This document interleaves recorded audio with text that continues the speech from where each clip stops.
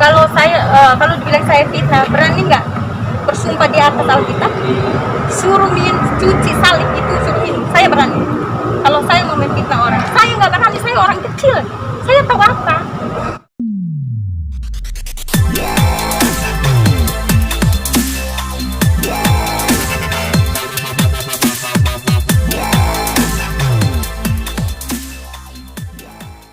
Oke, jadi setelah 1,5 jam kita keluar, tadi di dalam kita melakukan konsultasi sekaligus memohon perlindungan bagi klien kami atas nama Irni, atas apa yang dialaminya, baik secara fisik maupun psikis. Nah, upaya ini adalah rangkaian dari upaya atau kelanjutan dari berbagai upaya yang sudah pernah dilakukan oleh klien kami.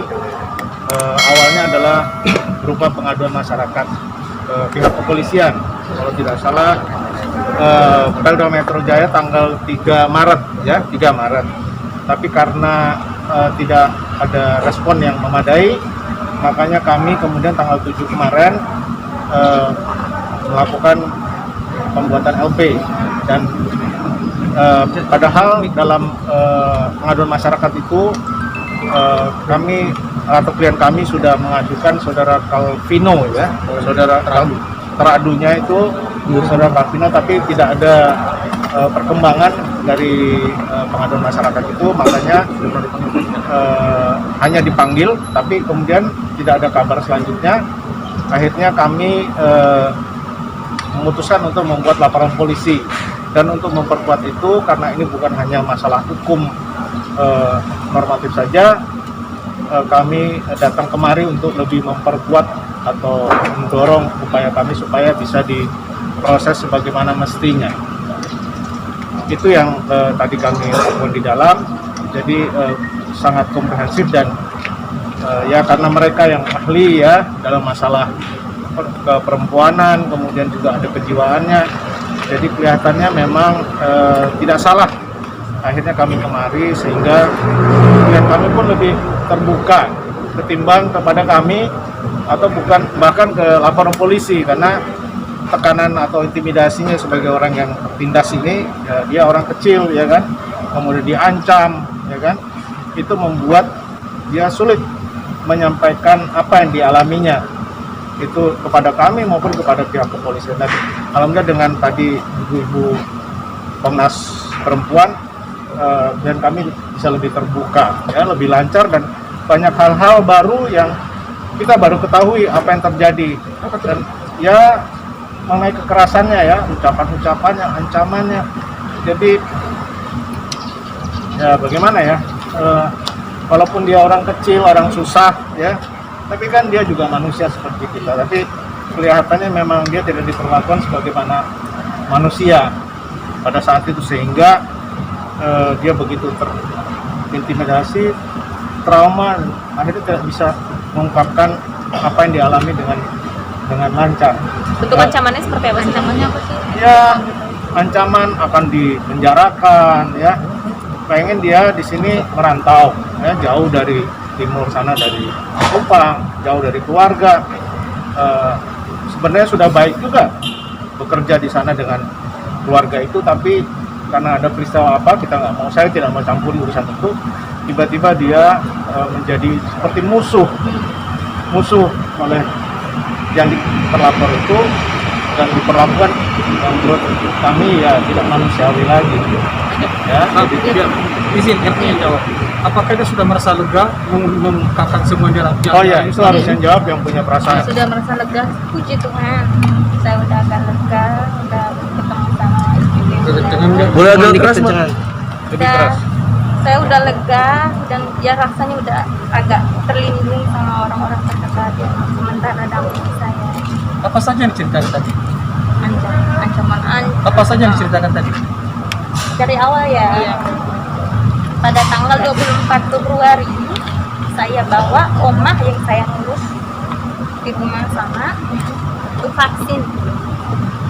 Pas habis dari vaksin pulang, saya dipanggil sama ibu DT dan saya ditanya, kamu masih berkomunikasi sama si M?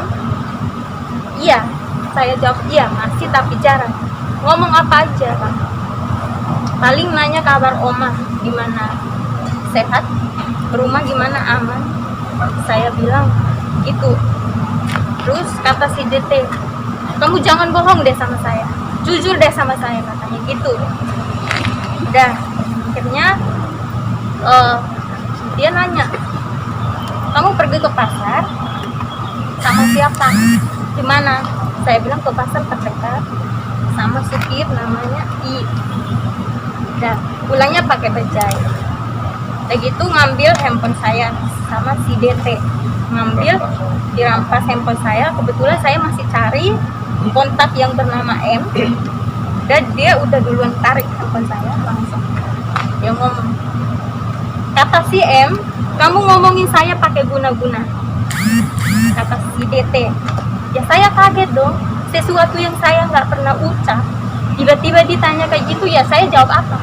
Saya bilang, kata si M, saya ngomongin ibu pakai gitu, pakai guna-guna gitu. Iya, kata si M ngomong gitu. Semuanya dia tahu dari kamu. Kamu angkat kaki dari rumah saya, dan dia ngomong tangannya itu nggak pernah diam pada saat tanggal 24. Kamu mulai sekarang angkat kaki dari rumah saya, kata si DT. Saya bilang baik, saya akan pergi. Kamu akan saya penjarakan, katanya. Saya penjarakan kamu. Saya bilang silahkan. Nah, udah gitu handphone saya masih tetap bersama dia, nggak mau dibalikin. Saya berusaha untuk mengambil handphone saya. Pada saat itu saya mau tanya si M, benar atau tidak saya ngomong ibu pakai guna-guna. Ternyata dia nggak mau balikin handphone saya, masih tetap saya nggak mau balikin handphone saya, handphone kamu, katanya. Dah, kamu benar-benar jahat ya, jahat kamu, katanya, kata si DT. Pengkhianat kamu yang merusak rumah tangga saya, ngomong gitu si DT. Ngomong mataku sambil dicolok-colok gitu sama si DT. Jahat benar-benar kamu, gila kamu, sinting kamu, katanya gitu. Udah, saya cuman terima kasih aja, makasih. Nggak habis pikir, ternyata kamu biang keroknya, kamu yang merusak rumah tangga saya. Kamu kalau mau berpihak sama si H, ikut aja H, biar gila ketemu gila, katanya gitu, kata si DT. Udah 5 menit kemudian gitu dia ngomong, kamu tahu nggak, aku yang mau menceraikan bapak, bukan bapak yang mau menceraikan saya, ngomong gitu si DT. Saya diam, handphone pun saya masih berusaha untuk mengambil handphone saya, tetap nggak dikasih sama dia. Kamu tunggu aja si B, katanya. Saya tunggu. Nggak lama kemudian ada tim-timnya datang. Tim-timnya itu yang pertama namanya N, orang terdekatnya si ibu DT, N, terus N, S, F, T2, T-nya 2, T datang. Semua handphone karyawan yang di rumah waktu itu tanggal 24, semua pembantu handphone disita sama mereka. Semua pembantu, security maupun supir handphone disita sama mereka semua. Diinterogasi satu persatu. Sampai handphoneku yang saya sendiri yang diinterogasi terakhir. Saya diinterogasi sama orang yang bernama N.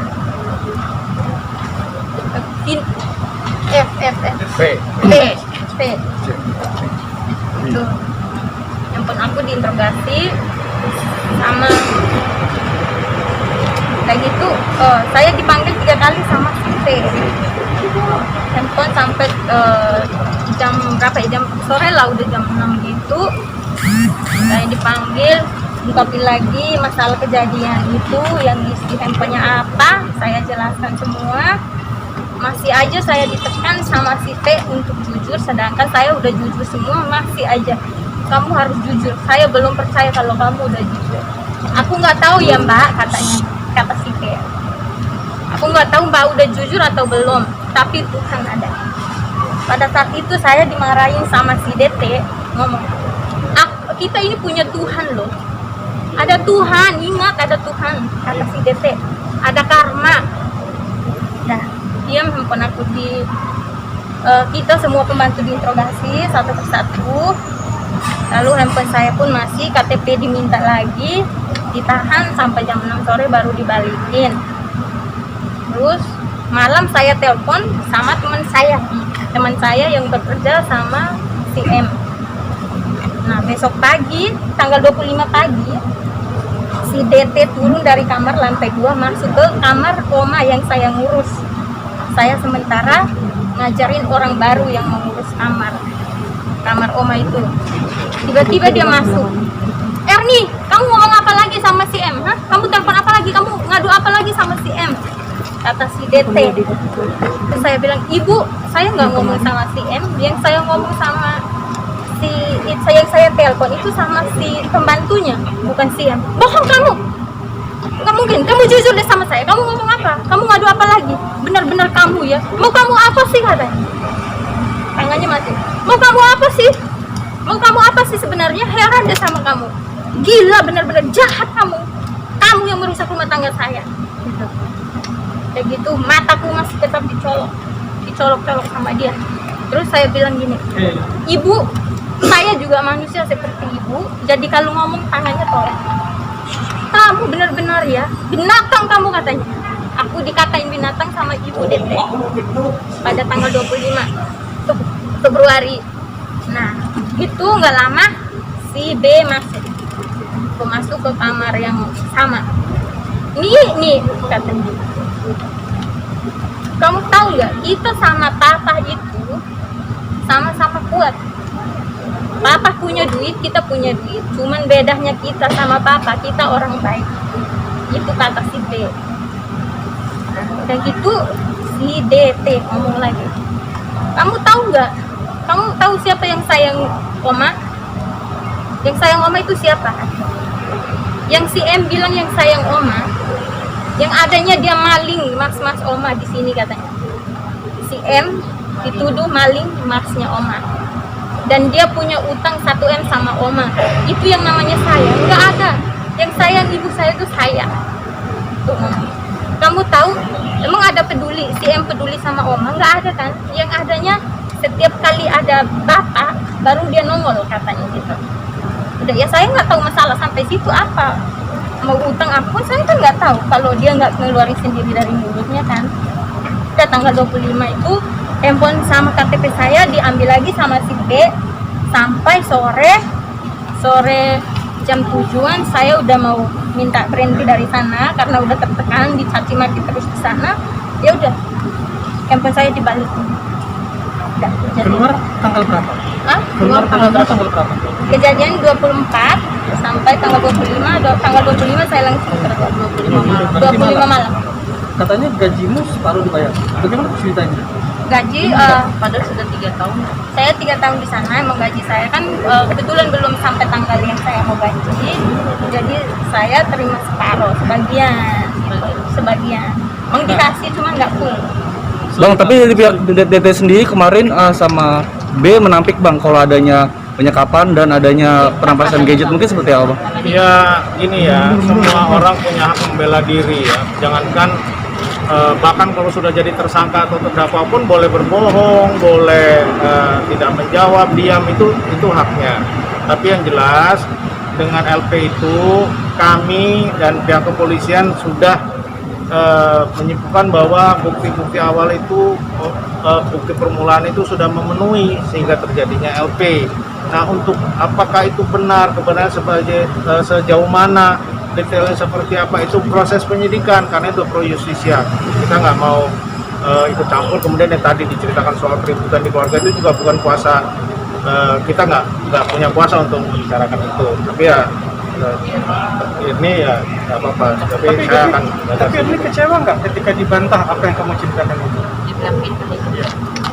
Kalau saya kalau dibilang saya fitnah, berani nggak bersumpah di atas Alkitab? Suruh cuci salib itu suruhin, saya berani. Kalau saya mau memfitnah orang, saya nggak berani. Saya orang kecil, saya tahu apa. Kalau nggak ada fakta untuk apa gitu ya? Nggak, saya nggak fitnah. Emang itu kenyataan apa yang saya rasakan pada saat itu. Saya nggak fitnah. Untuk fitnah juga saya nggak dapat apa-apa dari fitnah. Adanya saya berdosa. Mereka kan sudah tahu nih sampai saat ini apakah jadi dari dapat ancaman? Nggak ada. Saya dapat ancaman pada saat di sana aja. mau dia bawakan saya ke penjara, mau saya dibawa ke hukum, muka saya udah dicolok-colok sama dia, mata saya udah dicaci maki, udah dituduh merusak rumah tangganya, udah dituduh terima duit bayaran dari sana dari sini.